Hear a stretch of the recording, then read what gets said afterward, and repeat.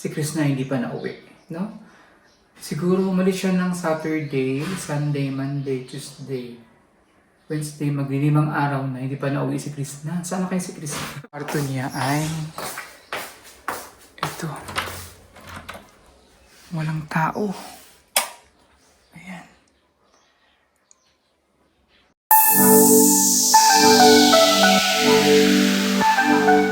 Good morning mga kababayan, mga kalakotsera, mga kabihero. Simulit si Madam Yula Ido, Madam Dami Lakotsera. At andito kami ngayon sa bahay, walang misyon. At Chris na hindi pa nauwi, no? Siguro umalis siya ng Saturday, Sunday, Monday, Tuesday, Wednesday, maglilimang araw na hindi pa nauwi si Chris na. Saan na kayo si Chris? Pumunta kami nung Sunday, birthday ng papa niya. Pero hindi pa rin siya nauwi hanggang ngayon. Mag-Miyerkules na ngayon, wala pa rin siya. So, kami lang dito apat sa bahay. Yung kwarto niya ay ito.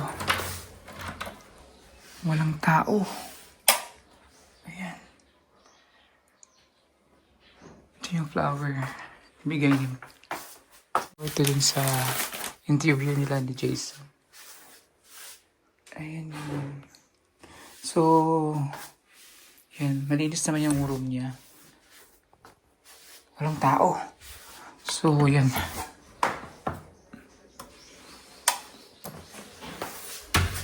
By the way, naglalaba din ako. So, tinigil ko muna yung paglalaba ko. Kasi magluluto ako. So, di pa siya nauwi. 5 days na. 5 days na nawawala si Chris na. So kami lang ditong apat. Wala si Chris na. Wala na rin yung mga baby team. So nauwi na sa Manila. Kami lang apat ni Junjun, Melvin, ako saka si Sir Paul. So, antayin na namin pagbabalik ni Chris na. Binagbigyan naman siguro siya ni Sir Paul. Nagpaalam naman niya siya na maayos. Pero pagkakaalam ko, hanggang bukas yata siya babalik. Hanggang Thursday siya. Kasi ako, alis din ako ng Friday. Punta ako ng Mati for our reunion. Family reunion dun sa mga kaminero dyan sa Mati.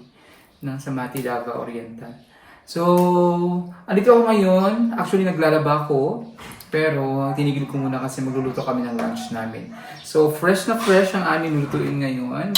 Fresh na kalabasa from PB Garden. Ayan. Kakapitas lang nitong kalabasa. Tapos mga sitaw. Meron pang mga bulaklak na gagawin ko itong ginataang kalabasa with sitaw. Para sa aming lunch, no? So, parisan ko na lang siya ng pritong isda. So, samahan niyo ako ngayon sa aking pagluluto. I know maraming natakam dito. Maraming na-miss na rin ang kumain ng ginataang kalabasa. Lalo natin mga kababayan ng mga OFWs, no? Outside the country, kansan na sila ngayon. Shout out sa ating mga OFW, magigiting at masisipag na OFW, mga Pilipino na nandyan sa ibang bansa. Ang ating mga fans ng BB Team, I know na marami excited sa Chris Pao at sa mga nanood ng aking video. Thank you. At hindi pa nakapanood, sa yung mga chismis. Chismisan namin doon. Actually, hindi naman chismis kasi kasama namin si Chris na noon. Yung mga dream wedding niya, gusto niya garden wedding. So, paano rin niya, tsaka ang aking nalalapit ko ng pagpapagupit. Oh my God. Parang ayoko na, parang gusto ko mag-back out. So, panoorin niyo yun ha. Panoorin niyo, hindi pa nakapanood ng aking video, panoorin niyo po yun. So, shout out sa ating mga avid viewer, sa ating mga Chris Pao fanatics dyan, no?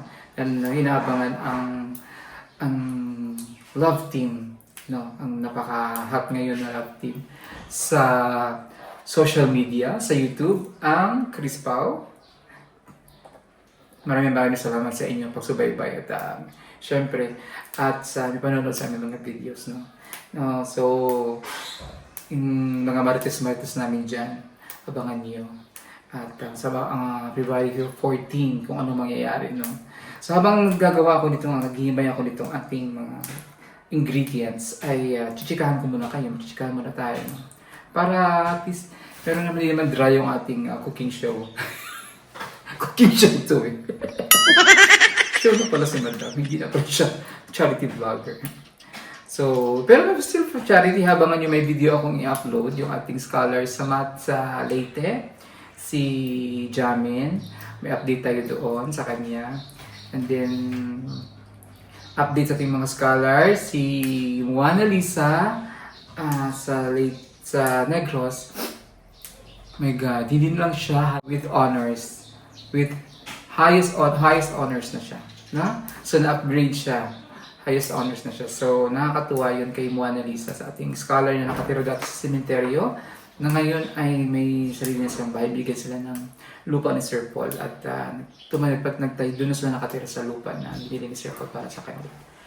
So, ano ba bang update ko? Ang ating scholar na si Marville na sa bahay nakatira ay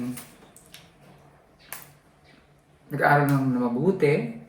Though medyo may mga grades siyang bumaba, pero given na yun kasi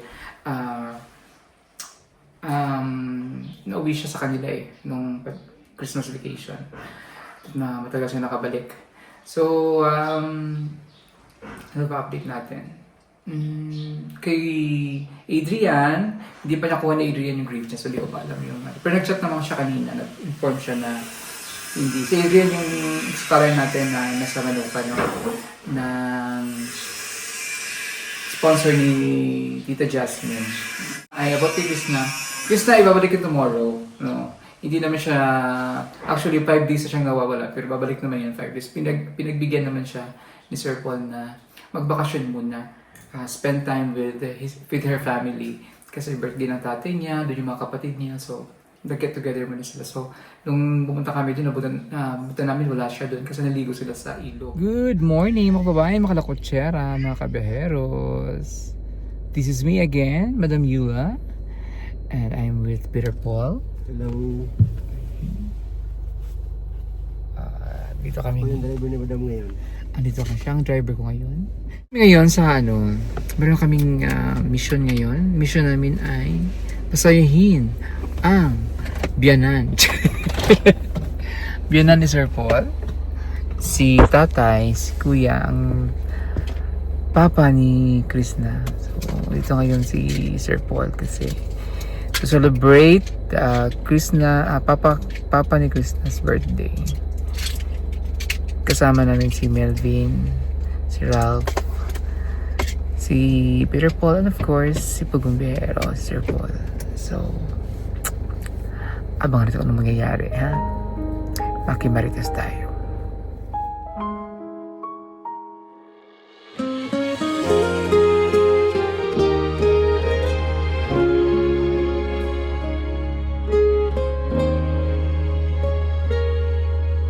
Ikaw ang ligaya ng bawat umaga, sa'yo sumisigla ang buhay ko. O giliw ko, pakinggan mo sana ang tinig ng pusong nagmamahal. Sa bawat tibok, pangalan mo ang laman, hindi kayang itago dahil sa'yo'y buo ang saya. Mahal, mahal na mahal kita. Walang hanggan ang pag-ibig ko. Sa'yo lang ako, sa'yo lang laging sasaya. Ikaw ang dahilan ng aking buhay.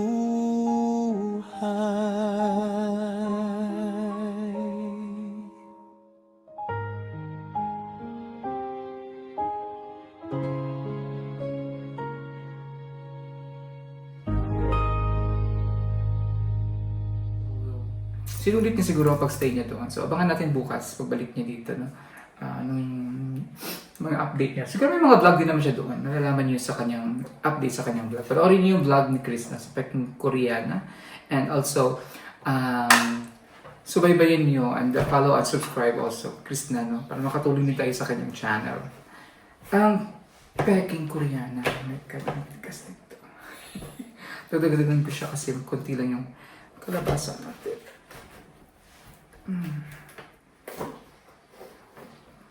Ang sarap nito kasi fresh. Wow! Labong-labo. Malabo ang aming kalabasa. Diba? Pag may tinanim, may aanihin. Gusto namin kumain ng gulay fresh. Dito lang sa aming backyard. Meron ng maluluto. Sa mga ating mga kababayan dyan, if you have space sa mga bakuran ninyo, except lang dun sa mga taga Manila na medyo crowded na, pwede nyo magtanim kayo, maraming mabibiling mga, alam niyo yung mga binibili namin ito, mga seeds nito, binibili na namin sa hardware. Mayroon sa mga hardware sa Home Depot, hardware sa mga Home Depot, ganun. Binibili namin.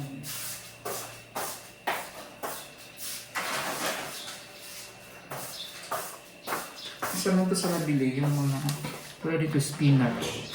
Yan, mga green garden, mga ganyan. Nabubuhay din naman siya. Yung sitaw nga namin ito.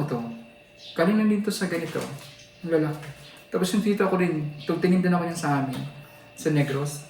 Buhay din, ang sarap din. Ang hahaba ng mga niya.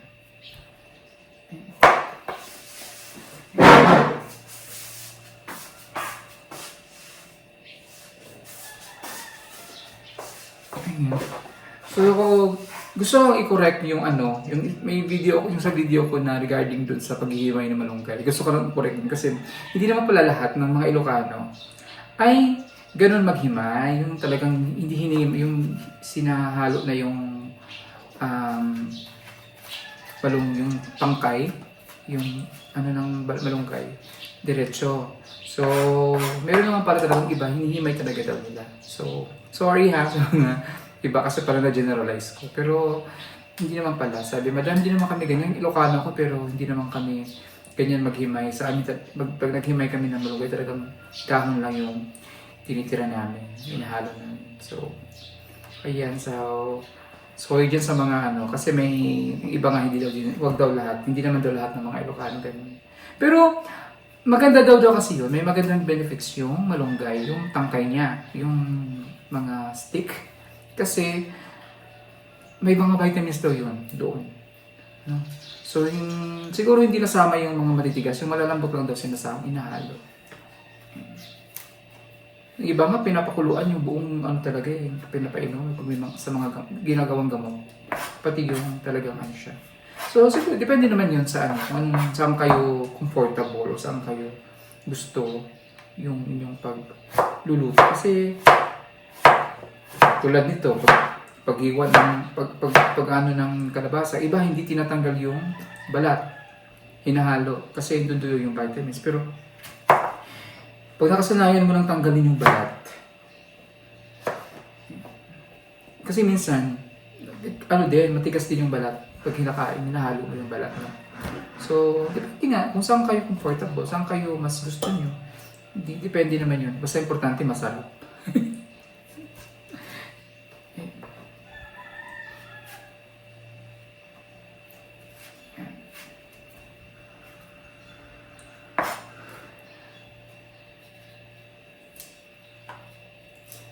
So, kami nung dito ngayon, kanya-kanya kaming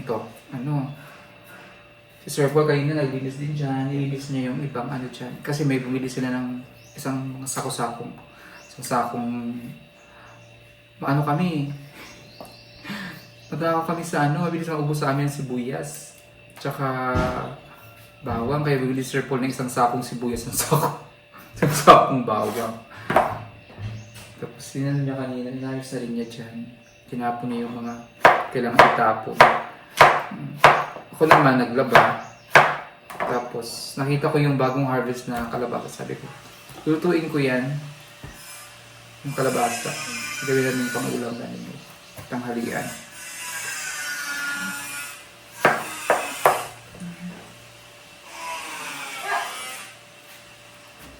So, alam ko marami dyan nag-aabang kay sa Chris Pao. Shout out sa ating mga Chris Pao fanatics. Ayan. Iba, nagbabasa ako ng comments kahapon. Natutuwa ako sa mga comments nila kasi, di ba, ano daw, yung mga suggestion nila, yung mga kanta, natawa din sila sa kanta ko, yung Please Release Me. Joke, mga joke ko daw kanina yung video. Tapos, may mga nasuggest, kantahin ko daw yung Ikaw ang bigay, ikaw ang bigay ng may kapal. Pagkasal kasi yun. Daw, tapos, si Melvin. Tapos, yung iba naman may nagsuggest na God Gave Me You, yung mga kantang gano'n, no? So, ang daming mga excited. Yung iba pa gusto ng off the week. Gusto daw nang umuwi. Pag matutuloy daw yung kasal, gusto nang umuwi na Pilipinas para abangan yung yung ma-witness nila yung wedding daw. Ay nako, sobra mga nakakatuwa naman yung mga fanatics natin. Kahit nga ako, kinikilig ako eh. So hindi lang naman kayo, pati ako kinikilig ako sa mga magaganap, no? Sa eksenang magaganap sa Chris Pao. And syempre, ang buong BB team ay very supportive. Pero doon lang ako ginabahan sa 7-7. Kinabahan ako sa 7-7. Baka matuloy yung 7-7 ko nito. Yan, so hindi ko na siguro ubusin. Dami naman sa 4 na naman kami kakain. Sayang din naman. Dala na natin. Tama na siguro yun. So, lagyan ko siya ng flour. Kalabasa flour. Para masarap. No? Kasama pa siyang Nandal kasi ito kung magiging malaki. Diba magiging to? Magiging bunga dito. Ayan, so may muna ako ng mga ricados. So, kailangan natin ng sibuyas, bawang. Kasi kailangan natin isote yung isusote yung gigisahin yung kalabasa. Maraming super excited dyan. Ating mga ating mga viewers na lalo na yung mga senior natin. May nasabi doon, 72 years old na daw siya. At kinikilig pa rin siya doon sa mga Tapos meron din nag-comment doon. I don't know, forget his name. I forget her name. May nag-comment doon na tawag daw ang lola daw nila 78 years old na yata. Ang tawag nila Pugang. Si Pugang. Kasi wala na daw silang ibang mapanood sa TV kundi Pugong Bihero. Kaya tinawag nila ang kanilang lola si Pugang. Pugang. So sobrang fanatic na ng addict na kanyang lola sa kanilang lola or mama pa yun. Ng panonood ng Pugong Bihero. Kaya tinawag nila si Lola na Pugang. Si Lola Pugang. Nakakatuwa naman. No? Thank you. Gusto ko mag-thank you sa ating mga fanatics, ating mga viewers, na ating mga fans dyan. They're very, napakaganda ng kanilang mga comment, nakakataba ng puso yung mga comments nila, no, na ganito, yung TV team, they appreciate talaga nila yung aming ginagawa, no? So, thank you sa mga napakaganda yung mga comments dun sa aming mga videos. At abangan nyo anong mangyayari sa February 14. Pero February 14 wala kasi ako dito noon. Kasi babalik ako ng Manila muna. Kasi binyag ng aking pamangkin. Anak ng aking kapatid na si Hiniel. Ang kanilang baby, si Baby Hanika. So, sa February 14 kasi yung binyag. At ako ay isa sa mga godmothers ni Hanika. Godmother! And so, I need to support them. No? Family, kailangan supportan ng pamilya. Kaya sabi ko, sabi ko ayoko pumunta kasi busy nga dito. Pero syempre di ko matiis yung pamangkin ko. Nakapag-book naman ako ng ticket, kasi may murang-murang ticket. Papunta ng Manila. Then after Manila, dadaan muna ako ng Dumaguete, ng Negros, kasi syempre kailangan kong puntahan ang aking mga scholars doon, no? Ang ating mga scholars na mga updates sa kanila, yung allowance nila, kailangan natin ibigay. So, kailangan kong bumalik muna ng Negros. Then after that, babalik ako ng by February 24. Babalik ako dito. Kasama uli ang PB team kasi pabalik din sila ni Lord J dito. Sila ni Renz, si Ring babalik din dito. So, abangan niyo po yan. At magluluto na ako. No? Madam Yula, Madam Yula, Madam Yula.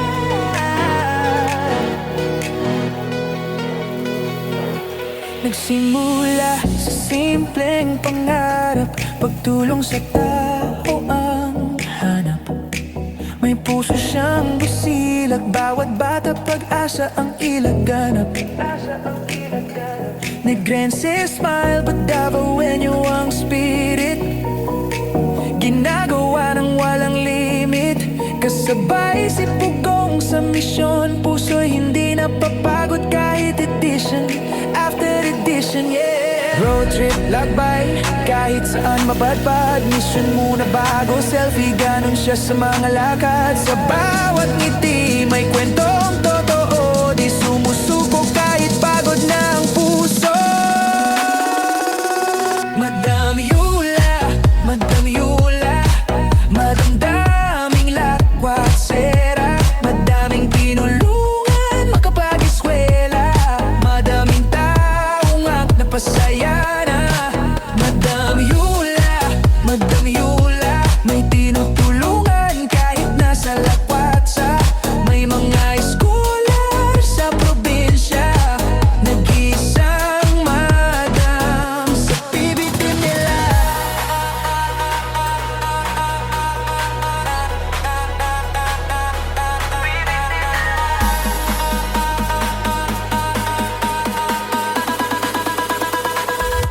PBT nila.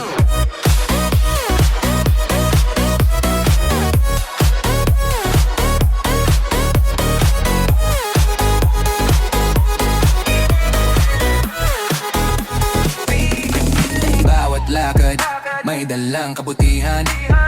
Di lang content, puso ang puhunan. Charity queen ang bawat bayan, effort niya good vibes na tunay. OFW at dayuhan, mix of colors, happy who good. For all the donors sa ramaningning ang aura, pero mas maliwanag ang puso ni Madam Yula. Di biro ang tumulong habang pasa ng mundo, pero keep on going kahit minsan nag-iimo. Para sa bata, para sa bansa, yan ang sigaw niya. In every mission, love ang dala. Madam Yula, Madam Yula, madamdaming lakwat sera, madaming tinulungan makapag-eskwela, madaming taong napasaya na.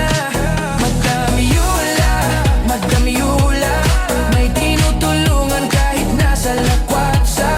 May mga scholar sa probinsya, nag-iisang madam sa PBT nila. Team nila, team nila, team nila.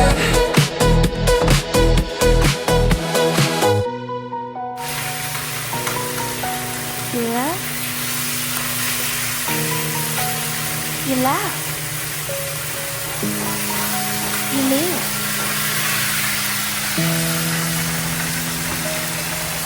na ang aking pinataang kalabas sa bisita. With dito isda.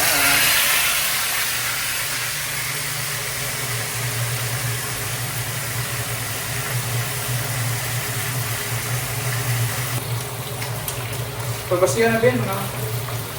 Try mo si Sir Paul, makain na ba?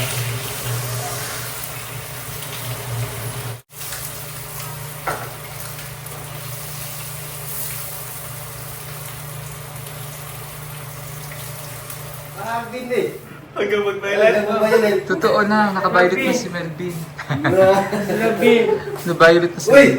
Violet ka rin, Day. Dili up. Ay, di ba? Yan ang aming ulam ngayon. Nagbago na ang gulay sa Pidari. Pinataang kalabas. Violet na. Violet sa Tao and dito isda. Violet. Violet na yung mukha ni Melvin. Wala, sugar din.